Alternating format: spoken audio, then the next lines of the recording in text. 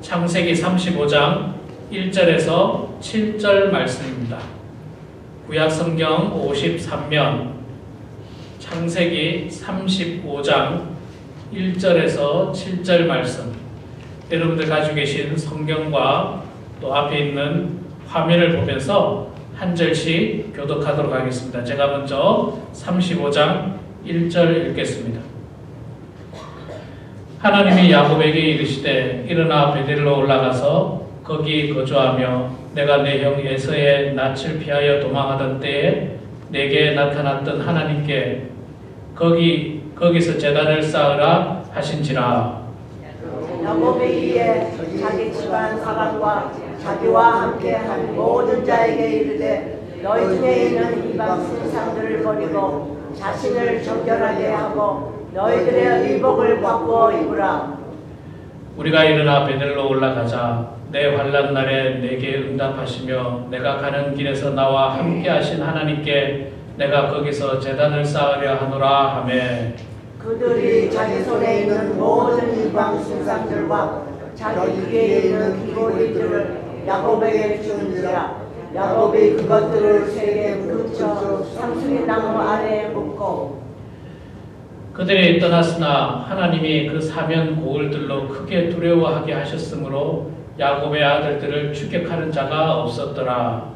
야곱과 그와 함께 한 모든 사람이 가나안 땅 루스 곧 베델에 이르고 같이 읽겠습니다. 그가 거기서 제단을 쌓고 그곳을 엘베델이라 불렀으니 이는 그의 형의 낯을 피할 때에 하나님이 거기서 그에게 나타나셨습니다. 아멘. 여러분 반갑습니다. 네, 정말 혼란스러운 세상에 살고 있습니다. 여러분들 정말 아마 한 주간에도 혼란스럽고 염려와 근심과 걱정이 많았으리라 생각합니다. 참 사람이 운전을 하지 않아도 자동차가 스스로 운전하는 시대가 됐고 꿈만 같았던 한국에 있는 이 부모님, 가족들과 함께 얼굴을 보면서 통화하는 그런 시대가 왔고 또 모든 것이 편해지고 모든 우리 인간이 못할 게 없을 것 같은 그런 과학기술의 발달이 활발한 이때에 정말 예상치 못한 코로나 바이러스로 말미암아서 속수무책인 이 모습, 굉장히 강하고 굉장히 모든 것을 할 수 있었을 것 같은 인간이지만 이런 바이러스 하나가 침투해 들어오니까 전혀 대비가 되지 않고 또 제어가 되지 않고 많은 사람들이 감염이 되고 또 많은 사람들이 죽어가는 이런 모습을 보면서 참 인간이 강한 것 같으나 강하지 않고 다 할 수 있는 것 같으나 할 수 없는 일들이 너무 많다는 겁니다. 뭐 코로나 바이러스라는 게 생겼지만 또 앞으로 또 어떤 바이러스, 또 뭔가 변형된 바이러스, 또 뭔가 변형된 바이러스들이 창궐하게 되면 어떻게 대비를 할까 참 염려가 크다고 생각이 됩니다. 아시는 바와 같이 뉴스를 통해서 보셨습니다만 한국에는 지금 교회에서 예배를 드리지 않을 만큼 정말 사상 초유의 사건들이 기독교 역사에 일어나고 있습니다.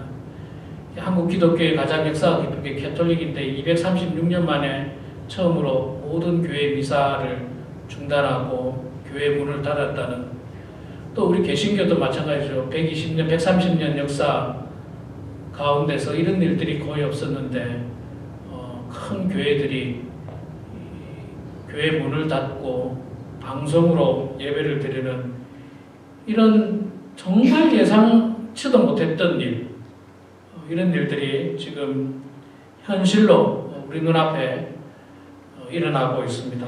여러분들 위해서 정말 기도 많이 해주시기 바랍니다. 또 이런 두려움과 공포가 점점 우리가 살고 있는 이 미국 땅에도 점점 다가오는 것 같아서 염려스럽고 사실은 그런 염려로 말미암아서 지금 미주 한인 사회에도 뭐 교회를 안 간다는 사람도 있고 교회를 가야 되느냐 문의하는 사람도 있고 교회 문을 닫아야 되지 않느냐 하는 그런 염려들이 굉장히 현재 우리가 살고 있는 이것도 역시 마찬가지입니다. 여러분 그런 일이 생기지 않도록 그런 어려움이 생기지 않도록 기도해 주시고 특별히 나라의 위정자들이 이런 어떤 질병들을 잘 관리하고 다스려서 정말 더 크게 번지지 않도록 기도해 주시는 여러분이 되기를 소망합니다. 참 인생 어렵습니다. 이런 일들을 경험할 때마다 우리 어르신들이 그런 이야기 쉽게 하죠. 오래 살다 보니 별일을 다 당한다. 참 이런 없었던 일 아니겠습니까? 미국에 오셔서 여러분 이런 일 경험해 보셨습니까? 아마 거의 경험해 보지 않았을 것입니다. 과거에 뭐 메르스, 사스 뭐 이런 거 뭐 우리 기억도 없이 또 두려움도 없이 사실 지나갔지 않습니까? 우리 미국에 살면서 한국은 뭐 그런 게 많았는지 모르지만 근데 지금 미국은 이런 두려움이 우리에게 찾아왔다는 것이 참 안타깝고 걱정이 됩니다.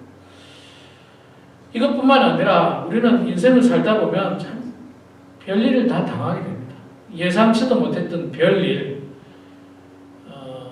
참 감당하기 어려운 힘든 일들이 참 많이 생깁니다. 그래서 인생은 이 고난의 연속이라고 늘 이야기하지 않습니까? 고난의 연속이고 마치 밀려오는 파도처럼 한 번 밀려오면 끝나면 좋은데 이 파도라는 게 한 번 밀려오고 끝이지 않지 않습니까? 계속 또 밀려와요. 밀려오고 또 밀려오고 또 있다가 또 밀려오고 이런 것처럼 우리 인생도 참 고난의 연속인 것 같습니다. 아마 이 고난이 멈추려면 우리의 육신이 나가는 날에 아마 그 고난이 멈추지 않을까 그런 생각을 하게 됩니다. 우리가 지금 본문 말씀을 통해서 보고 있는 야곱의 인생도 마찬가지입니다.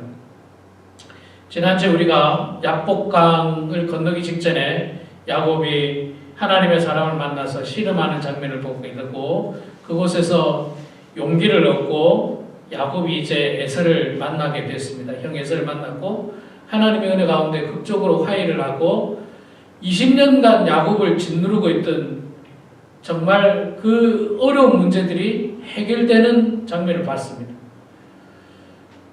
흔히 그런 이야기 하잖아요. 10년 묵은 채증이 내려간다.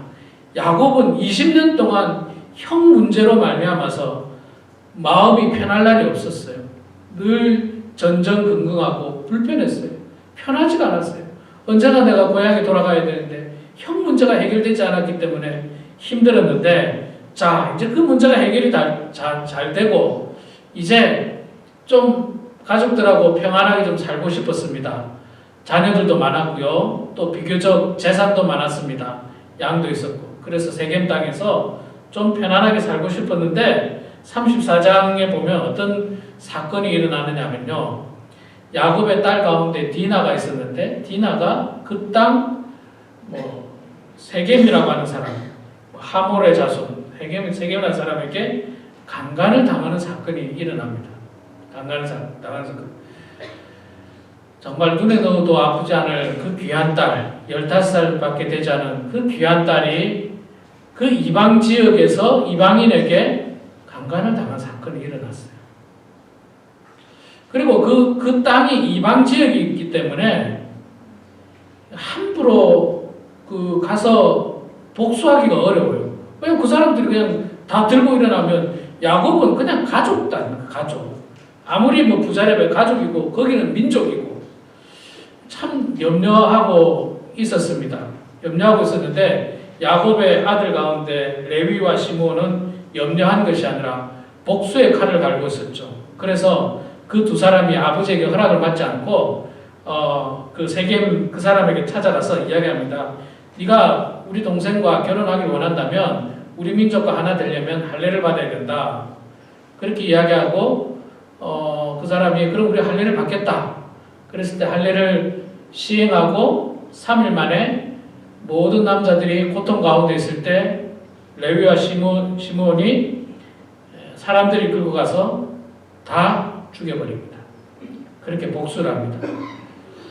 자, 그 일을 하고 돌아왔을 때 야곱이 굉장히 분노를 하게 되죠. 근데 야곱의 분노가 사실 조금 잘못된 분노예요. 야곱의 분노가 어떤 분노여야 되느냐면, 야, 너희들이 어떻게 하나님께서 거룩한 백성을 구별하기 위하여 세운 제도인 할례라고 하는 제도를 이용하고 하나님을 이용해서 그들을 속이고, 그래서 그들을 다 죽이고 전멸하는 그런 일을 했느냐라고 야단을 쳤어야 됩니다. 그렇죠? 그게 정상 아닙니까? 물론 뭐 복수 자체가 사실은 뭐 옳은 건 아닙니다만. 자, 근데 야곱은 뭐 때문에 화를 냈는지 아십니까, 여러분? 야곱이 화를 낸 이유는, 야, 너희들 이제 뒷감당 어떻게 하려고 그러니?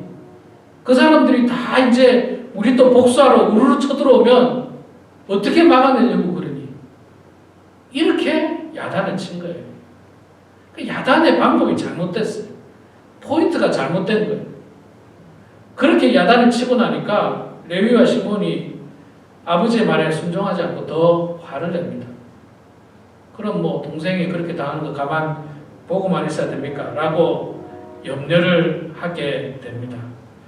그게 이제 34장에 있는 말씀인데, 이제 야곱은 염려와 근심 걱정이 가득했어요. 왜냐하면 이 사람들이, 이 민족들이 남자가 다 죽었으니까 그 주변에 있는 같은 민족들이 이제 합세를 해서 야곱을 공격하러 올 걸로 염려를 했던 거예요.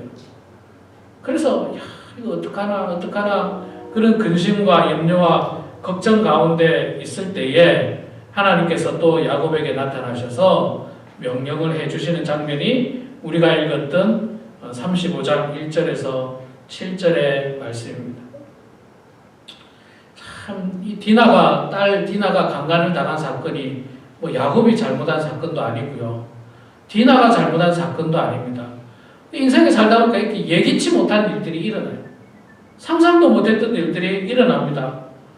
이렇게 코로나 바이러스가 이렇게 창궐할 거라고 누가 예측했고 누가 상상을 했겠습니까? 아무도 예측을 못했어요.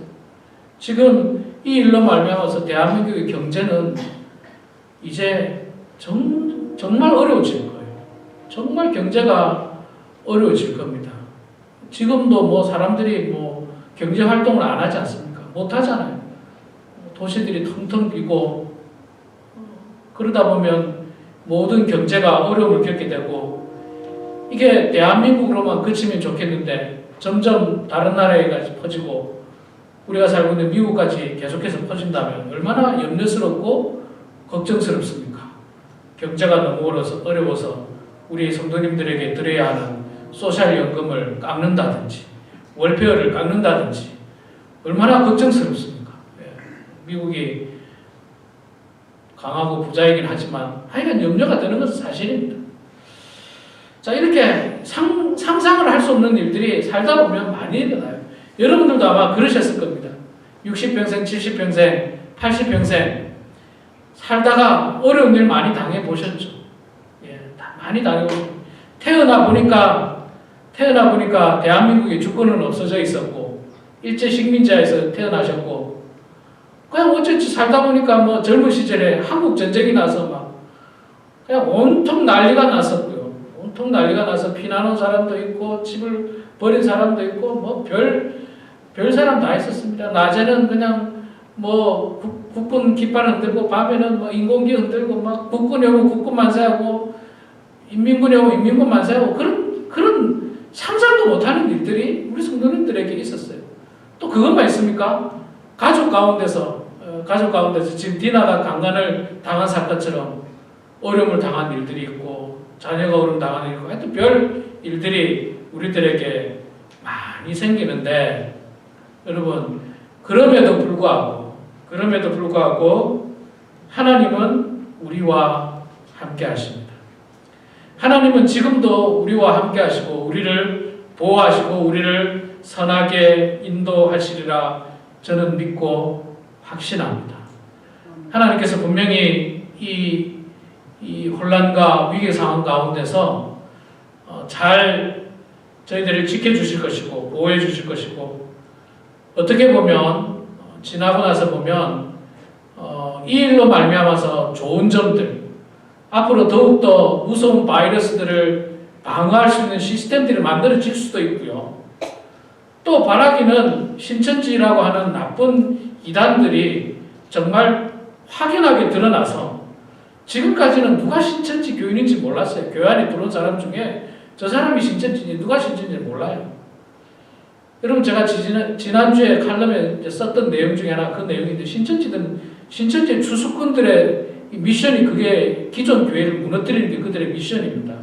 처음에는 몇 명이 들어가서 그 교회 교인이 돼요. 그러다가 교회 문제를 일으킵니다. 목사의 비리를 끄집어내고 그러다가 갑자기 신천지 성도들이 그 교회에 다 들어가서 자기들이 원하는 목사를 초빙하게 되는 거예요. 그러면서 교회를 신천지화 시키는 거예요. 그런 교회들이 꽤 많습니다. 꽤 많아요. 한국에. 그래서 요즘 한국의 기존 교회들은 다 문 앞에다가 신천지는 못 들어온다고 다 써붙여 놓고 있었어요. 이전까지 그러니까 이런 코로나 바이러스 생기기 이전에 작년에 재작년에도 다 교회들마다 신천지 주수꾼들은 못 들어옵니다라고 써놓고 있을 정도. 근데 누가 신천지인지 몰랐어요. 근데 제가 보니까 이번 기회를 통해서 아마 신천지는 명명백백하게 좀 드러나는 것 같아요. 드러나고 이들의 어떤 잘못된 것들이 좀 드러나지 않을까 하는 생각이 들면서 하나님께서 아마 우리를 선하게 인도하시리라 저는 믿고 확신하는데 하나님께서 이 위기를 당한 야곱에게도 지금 나타나셔서 또다시 야곱의 편에 서서 야곱과 함께 하시는 모습을 볼 수 있는데 3장 35장 1절에 보면요.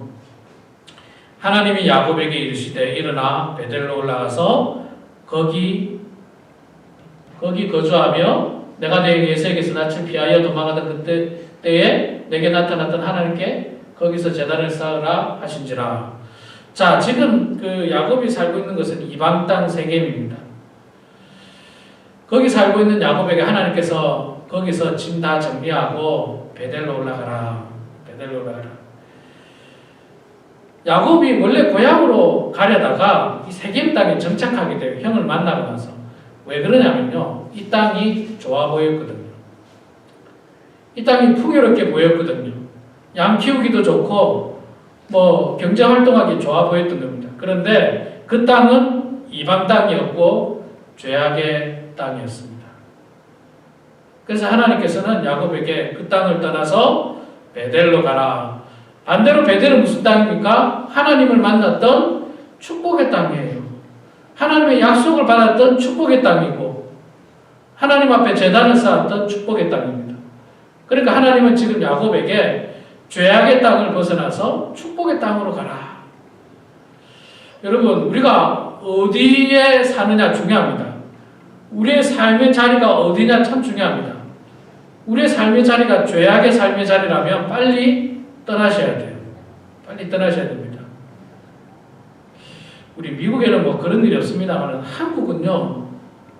직장 생활을 하는 사람들이 한국은 직장 생활하는 사람들이 직장 끝나고 나면 술자리가 참 많대요. 직장인들이 술자리가 많고 또 거기에 참여를 하지 않으면 뭔가 소외되는 것 같고 도태되는 것 같고 또 뭐 결국 그 사람에게 잘 보여야 되기 때문에 어쩔 수 없이 참여하는 사람들도 있게 되는데 자 그런데 참여하다 보면 뭐 나쁜 길로 갈 가능성이 많아요.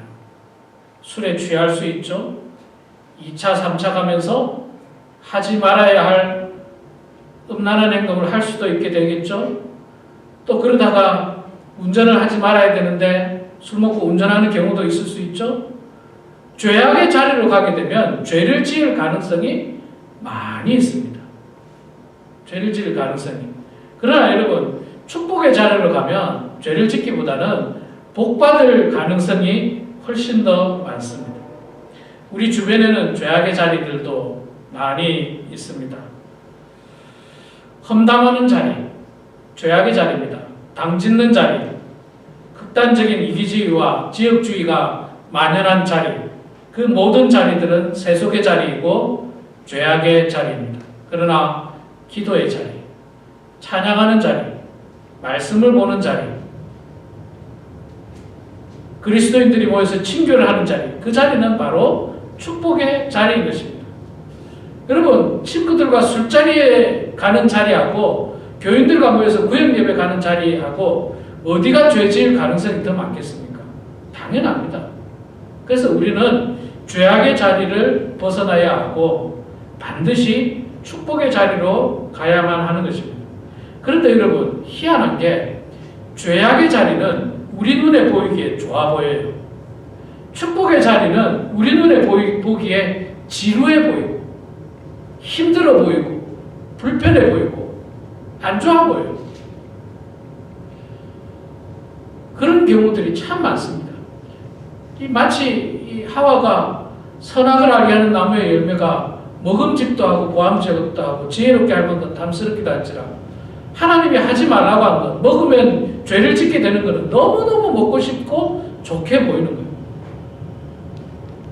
아브라함과 조카 룻이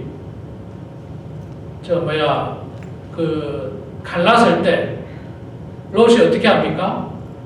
사방 동서남을 보다가 눈에 보이는 좋은 땅으로 가게 됩니다. 풍요로운 땅으로 가게 돼요. 근데 그 땅이 어디입니까? 소돔과 고모라였어요. 풍요로운 건 맞는데 풍요롭다 보니까 그 안에 죄악이 가득했어요. 그래서 나중에 하나님으로부터 심판을 받게 됐습니다. 룻기서에 나오는 나오미, 시어머니 나오미와 그 가족들이 원래 고향이 베들레헴이었습니다. 거기 살다가 기근을 만나서 이들이 어디로 이주를 합니까? 눈에 보이기에 좋은 땅 모압으로 이주합니다.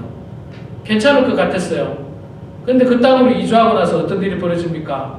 나오미 남편이 죽고 두 아들이 죽습니다. 완전 망하고 말아요. 그건 축복의 땅이 아니었고 저주의 땅이었어요. 경제적으로 도움이 되지 않은 땅이었어요. 그래서 나오미가 그때서 깨닫고 어떻게 합니까? 다시 고향 베들레헴으로 돌아가게 되죠. 베들레헴으로. 그리고 그 축복의 땅이 베들레헴으로 돌아갔을 때 그 가정이 복받기 시작합니다. 말도 못하게 복을 받아요. 말도 못하게 복을 받아요. 그러니까 여러분 항상 이 우리 눈으로 보는 세상의 좋은 모습들이 죄악의 땅일 가능성이 때때로 많습니다. 많아요.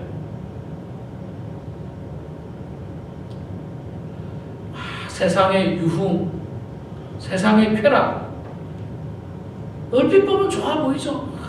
그냥 좋아 보이고 아주 그냥 좋을 것 같고 그러나 여러분 그게 얼마나 위험한 죄인지 모릅니다. 굉장히 위험한 거예요. 그런데 축복의 땅은요 또 반대로 희한하게 너무 지루하게 보여요. 너무 지루하게 보여요. 지루하게 보이고 멋있어 보이지도 않고 답답하게 보이고 그냥 막 그렇게 보입니다.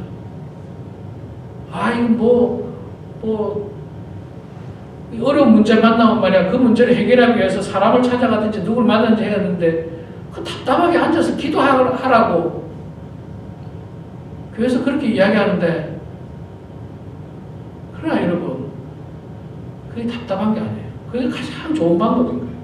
가장 좋은 방법입니다. 그러니까 여러분 항상 여러분 생각하십시오. 내 눈에 좋아 보이고 내가 즐거워 보이는 땅은 늘 함정이 있을 수 있습니다. 그걸 조심하셔야 돼요. 그러나 그 땅보다는 천천히 가더라도 정확한 방향을 가지고 가는 축복의 땅을 잘 찾으십시오. 여러분이 있어야 할 축복의 땅, 기도의 자리입니다. 찬양의 자리고 예배의 자리고 말씀의 자리고 기독교인들의 모임의 자리고 친교의 자리고 그 자리가 바로 축복의 땅이지 세상의 사람들이 모이는 자리는 결코 축복의 땅이 아닌 것입니다. 하나님은 야곱에게 축복의 땅 베델로 올라가라고 이야기하십니다. 그러면서 베델로 올라갈 때 이제 한 가지 이제 준비해야 될 것 중에 하나가 뭐냐면 야곱이 이제 집안 모든 사람들에게 이야기하는데 너희 중에 있는 이방 신상들을 버리고 자신을 정결하게 하고 너희의 의복을 바꾸어 입으라. 이 사람들이 그곳에 살다 보니까 이방민들의 그 신상, 우상을 섬기기 시작했던 거예요. 하나님의 축복의 땅으로 가려면요 우상을 버리고 가야 됩니다. 그 우상을 들고 가면 안 됩니다. 들고 갈 수가 없어요. 그 땅에 들어갈 수가 없습니다. 우상에 대한 이야기는 얼마나 많이 했는지 여러분 다 아실 겁니다. 일반적으로 우상하면 굉장히 혐오스럽고 그리고 아주 종교적인 위압감이 들 수 있는 그런 느낌을 받지만 여러분 요즘 우상은요 혐오스럽지도 않고요 또 종교스럽지도 않고 굉장히 친근감 있게 다가옵니다. 말 그대로 아이돌이에요. 아이돌. 우상이에요. 우상. 아주 좋아 보입니다. 아주 좋아 보여요. 그리고 굉장히 우상을 따르는 것이 뭔가 세련되고 마치 시대를 앞서가고 트렌드를 주도해가는 듯한 그런 착각에 빠질 수 있는데 그게 우상이에요. 여러분. 그런 게 우상입니다. 무슨 뭐 동성애 해가지고 커밍아웃 하면 뭐가 자기는 뭐 아주 그냥 깬 사람처럼 느껴지고 뭐 아주 앞서 나가는 사람처럼 느껴지고 천만에요. 죄악의 길이에요. 죄악의 길. 우상이 조장하는 길이에요. 조장하는 길. 그래서 우리는 늘 우상을 경계하고 조심해야 합니다. 우상은 우리 주변에 널려 있습니다. 늘 경계해야 됩니다. 그 당시에 이방 신상들을 섬기면 아마 뭐 의복도 희한하게 바꿔 입었던 것 같고요. 귀걸이, 목걸이 뭐 이상한 것들을 막 온몸에 막 지금으로 말하면 피어싱들이에요. 피어싱. 몸 얼굴을 뚫고 뭘 뚫어가지고 이렇게 하는 것들 있잖아요. 옛날 우상들의 이 모습이 저랬습니다. 옛날 모습들. 옛날 영화 같은 거 이런 보세요. 막 지금의 피어싱하고 똑같아요. 요즘 아이들 하는 막 다 뚫고 있는 거. 그래서 야곱이 그거 다 제하라고 하죠. 정결하게 하라. 너희 의복을 바꿔 입으라. 지금 이방 땅에서 너희들이 물들어 있는 그 이 우상의 어떤 잔재들 다 깨끗하게 정리하고 축복의 땅으로 가자는 거예요. 축복의 땅. 우리도 축복의 땅으로 가려면요. 죄악의 더러운 옷을 벗어버려야 됩니다. 죄악의 더러운 옷. 죄악의 더러운 옷을 입고 축복의 땅에 갈 수가 없어요. 하나님이 들어오지 못하게 해요. 야, 너 죄 좀 씻고 와라. 죄 좀 씻고 와라. 너 더러운 죄악의 옷을 벗고 와라. 죄악의 옷을. 야곱이 의복을 바꿔 입으라고 이야기하지 않습니까? 너희들 지금 우상 섬길 때 입는 아주 그냥 요란하고 그냥 아주 그냥 이상한 옷들 있잖아요. 그런 옷들이었던 것 같아요. 그런 것들 다 옛날에 우상들의 옷은 다 음란한 옷들이에요. 아주 음란한 옷들이에요. 음란한 옷들. 그런 의복들을 정리하고 오라고 이야기를 하고 있습니다. 자, 그리고 하나님은 이 베델에 올라가서 뭘 하라고 이야기합니까? 그리고 베델에서 과거의 일을 상기시키는데 과거에 무슨 일이 있었습니까? 야곱이 하나님께 제단을 쌓았던 곳입니다. 예배드렸던 장소예요. 그리고 하나님은 지금 이 야곱에게 다시 올라가서 제단을 쌓으라. 그래서 3절에 보니까 우리가 일어나 베델로 올라가자 내 환난 날에 내게 응답하시며 내가 가는 길에서 나와 함께 하신 하나님께 내가 거기서 제단을 쌓으려 하노라. 다시 예배의 자리로 돌아가자는 거예요. 다시 예배의 자리로. 이 이방 땅에서 그냥 잘 먹고 잘 사는 것에 만족하지 말고 잘 먹고 잘 살지도 못하잖아요. 딸이 강간을 당하고 막 그래서 막 아들들이 가서 그 사람들 다 죽이고 살인 아닙니까? 살인. 이런 불행한 일들이 이뤄진 그 이방 땅을 다 정리하고 이제 축복의 땅으로 갈 때 그곳에 가서 다시 하나님 앞에 제단을 쌓고 예배를 드리자 그렇게 말하고 있습니다. 여러분 지금 앞서 제가 말씀드렸듯이 하나님의 교회 안에서 드려지는 예배가 큰 도전을 받고 있습니다. 큰 도전을 받고 있어요.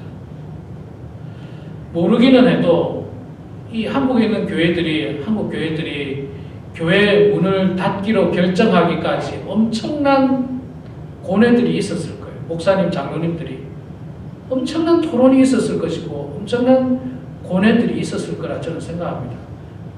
그리고 뼈를 깎는 심정으로 아마 교회 문을 닫지 않았을까. 저는 그런 생각을 하게 됩니다. 우리가 지금 이런 시대에 살고 있습니다. 이런 시대에 살고 있어요.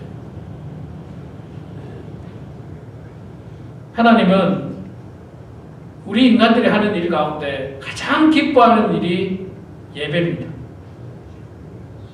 그리고 우리가 할 수 있다면 주님의 몸된 교회에서 예배드리는 것이 최고의 예배입니다. 물론 정말 부득이하게 지금처럼 이런 사건이라든지 혹은 몸이 아파서 교회를 못 가는 수도 있잖아요. 지금 우리 성도들 가운데서도 건강이 좋지 않아서 교회 못 가고 병원에 입원해 있고 가정에서 치료하는 분들은 교회 갈 수가 없어요. 그런 분들은 이제 자선책으로 방송으로라도 예배를 드리고 있는데, 그러나 어쨌든 가장 귀한 예배의 모습은 주 예수 그리스도의 피값으로 산 이 교회에 나와서 하나님 앞에 예배 드리는 것이 가장 귀하고 아름다운 모습인 것입니다. 그런데 그것이 지금 크게 도전을 받고 있습니다. 크게 어려움을 당하고 있습니다. 하나님은 고난을 당하고 있는 야곱에게 베델로 올라가라고 말씀하셨습니다. 그리고 야곱은 그 하나님의 말씀에 순종을 하고 나니까 하나님께서 어떻게 해주십니까? 5절에 보니까 그들이 떠났으나 하나님이 그 사면 고울들로 크게 두려워하게 하셨으므로 야곱의 아들들을 추격하는 자가 없었더라. 제가 아까 앞에 말씀드렸죠. 야곱이 그 세겜 사람들을, 남자를 다 죽여버렸잖아요. 그 주변에 있는 나라들이 야, 이거 우리 민족, 우리 동족이 저 야곱이라고 하는 조그만 가족에게 당해버렸는데 우리 가서 공격하자라고 하는 분위기가 많았지만 하나님께서 함께 하시니까 그 주변 사람들로 하여금 야곱 가족들을 두렵게 만들었어요. 어떻게 했는지 두렵게 만들어서 야곱이 떠날 때 아무도 그냥 뭐 추격해오거나 뭐 시비를 걸거나 따라오는 사람들이 없었다는 거예요. 그리고 야곱은 베델로 가게 됩니다. 우리 사랑하는 성도 여러분, 죄악의 자리에서 벗어나서 신앙의 자리인 베델로 가시기 바랍니다. 축복의 자리인 베델로 가시기 바랍니다. 그리고 그곳에서 하나님을 예배하고 하나님께 영광을 올려드려서 우리의 남은 여생이 더 큰 파도로 뒤집어지는 인생이 아니라 축복의 땅 베델에서 하나님과 함께함으로 말미암아 평강 가운데 살아가는 우리 모두가 되기를 주의 이름으로 축원합니다. 아멘. 기도하겠습니다.